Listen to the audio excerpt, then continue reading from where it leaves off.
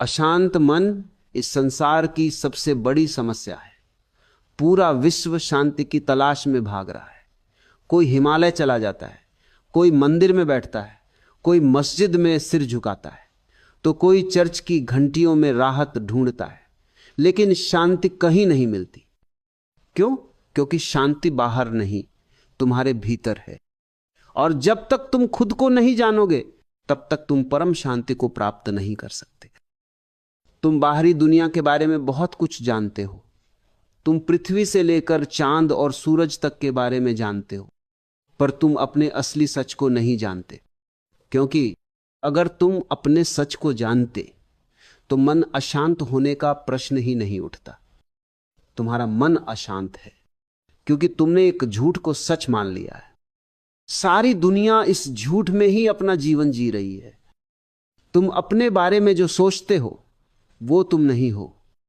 तुम्हारा नाम किसी और ने रखा, तुम्हारा धर्म किसी और ने दिया, तुम्हारा व्यक्तित्व समाज ने बनाया, तुम्हारा सब कुछ तो दूसरों का दिया हुआ है।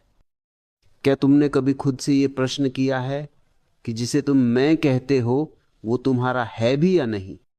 क्या कभी आईने में झांक कर पूछा है कि मैं कौन हूं? क्या मैं वास्तव में वो हूं जो इस दुनिया ने मुझे बनाया है, या फिर मैं परमात्मा की सर्वोत्तम रचना हूं?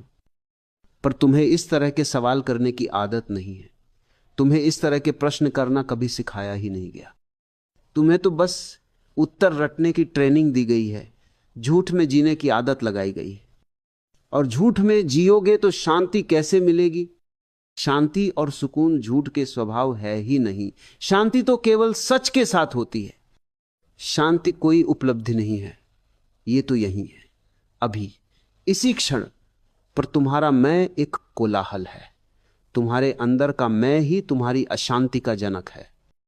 भीतर कई आवाजें हैं, मां की, बाप की, गुरु की, समाज की।